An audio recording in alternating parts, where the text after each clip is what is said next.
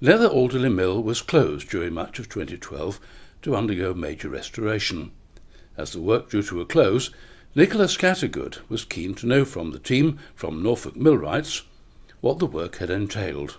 I think probably the easiest way to answer that question is to kind of talk through the milling process, because we've really restored virtually all of the machinery within inside the mill.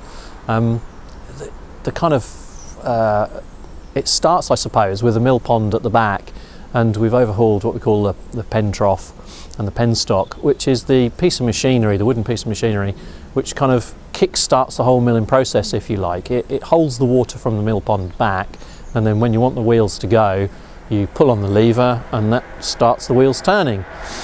From there we overhauled both sets of the mill wheels in here, and this mill is quite unusual in that it's got two sets of wheels and they're linked. Usually they'll be separate. So we've replaced all the wooden timbers in the wheels themselves, the spokes and the buckets. The naves, which is the cast iron hubs, the centres of the wheels, they'd broken, so we had to have them recast, and on the lower wheel we've managed to retain the original but plate them up and keep them safe for another 100 years or so. From there the water runs out and under the road, so that's it kind of from the water side. Well, those water wheels turn the gears, and then through the gears the drives go up to the millstones themselves.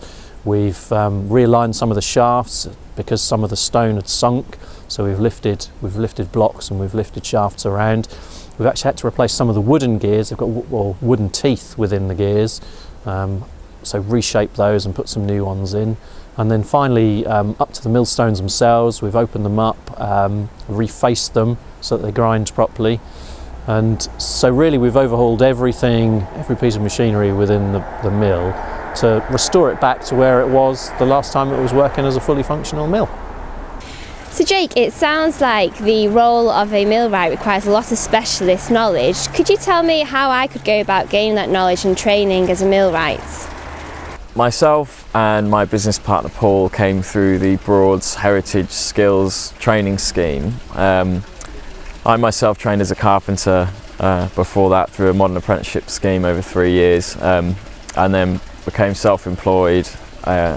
Decided fairly quickly that I wanted to get into the heritage sector. It's quite a difficult place to get into. I mean, they're desperate for people, but it's quite a hard place to get a foot in the door. So training as a millwright for me was a way into the conservation and heritage sector, but also growing up in Norfolk and in East Anglia, we're surrounded by mills, so it had always kind of been something I'd been interested in but never really known a lot about. So if I was speaking to future millwrights who wanted to get into it, I'd say definitely look at a background in carpentry or engineering, something similar to that, and then speak to the millwrights who are out there. And how long has Norfolk Millwrights Allowance been running for? We've been running for about 3 years now. It started out as 4 millwrights, but one has left us to work on drainage mills in Holland, so now there's just the 3 of us. The title of a millwright sounds very unusual and fascinating. Could you please tell us a bit more about what it is exactly that you do? It's a very varied job. Certainly no 2 days are the same, and you need to be kind of skilled in lots of different fields. I suppose it's quite an old profession, so you end up working with metals and wood. You need to be a mechanical engineer to understand all the gears, have the skills of a blacksmith, skills of a carpenter. We often do stonework as well, repairs to brickwork, tiles for roofs sometimes, or working up on wooden caps. So there's an awful lot of skills involved, and as I say, every day is completely different. Sometimes you're in a workshop, quite often you're out on site. You need a lot of thinking. Is probably one of the most important skills, because every single mill, although the principles are the same, the layout's ever so slightly different. So you spend most of your time thinking, well, how is this mill different, and what are the peculiarities of this particular mill? And most of the times our problems are kind of hidden, because when they were first built, obviously everything was open and it was easy to get to, and when you're maintaining them, you're caught in confined spaces. On windmills when we work, we're up high, dangling off ropes. In water mills you're often under the ground working with your feet in water, so very varied but very interesting. Jake, could you maybe tell me about what your favourite part of the restoration process was? I think my most enjoyable part of the job was retoothing the bevel gears. After clunking around in the water wheel pits and with shafts and things, it's quite nice to do a bit of fine joinery. So they're each one's made bespoke from a beach blank, and it's quite a slow, methodical way of working, and I think after the pace of the rest of the job, it was a really nice break. And Jake, finally, dare I ask, what was the most difficult part of the restoration process for you? I think the most difficult part of the job was the rebucketing of the lower wheel. We rebucketed it in August, but it was so cold and dank in the pit that you could see your breath down there throughout. And coming up into sort of the glorious English summer was, you know, you really did feel like a bit of a zombie or a vampire coming out of there, blinded by the light. And I mean, it's very tight, confined space, as you can see in the mill. So I actually had to cut down my favourite set of trestles and get them down there and stand ankle deep in water for about 3 weeks. When the weather outside was perfectly good to be doing maybe a painting job or a roof or something like that, but instead we were down in the depths of the darkness of the pit. So that was probably the least enjoyable part, I would have said. Yeah. Now we're at the final few days of what's been a mammoth project for you both. Do you feel a bit sad to be leaving the mill behind? I think it is sad to leave the mill. We've spent a lot of time up here in the last year, but I think I'd be happy to leave it in the state we're leaving it in, knowing that it's going into good hands and is going to be enjoyed by volunteers and the public who are going to see some real milling coming out of it. And then there's always the maintenance.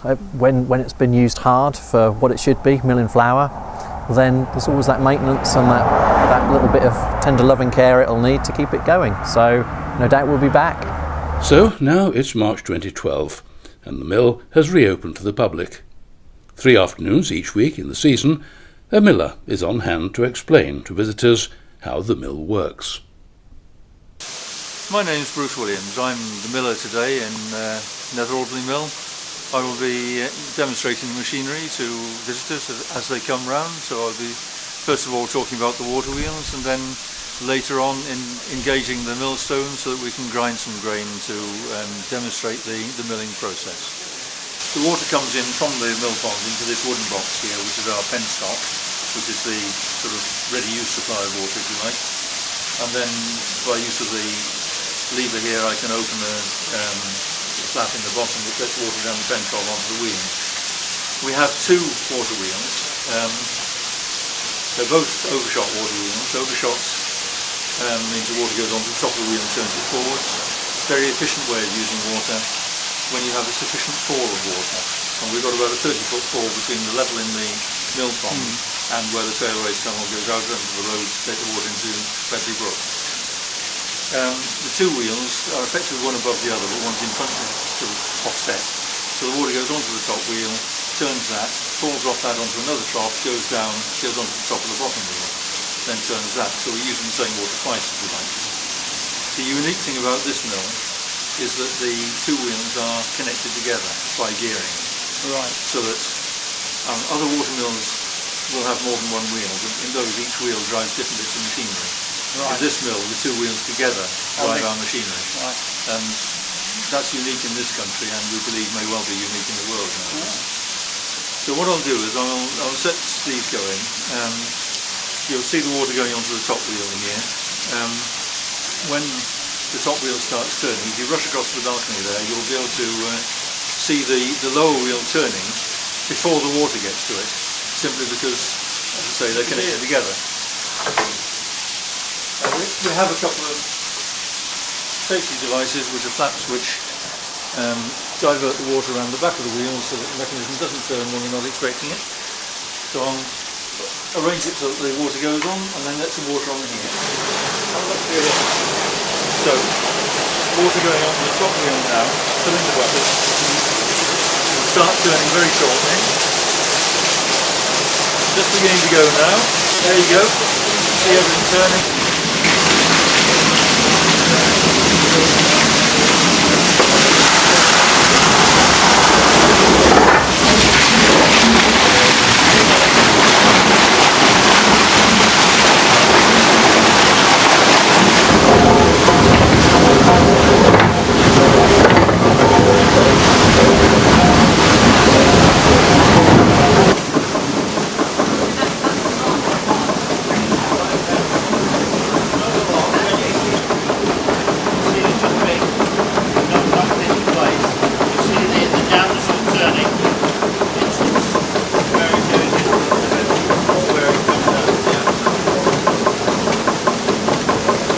Stones, and the bottom stone is held in this cast iron trough. Right. And in the cast iron trough there are 3 of these square-headed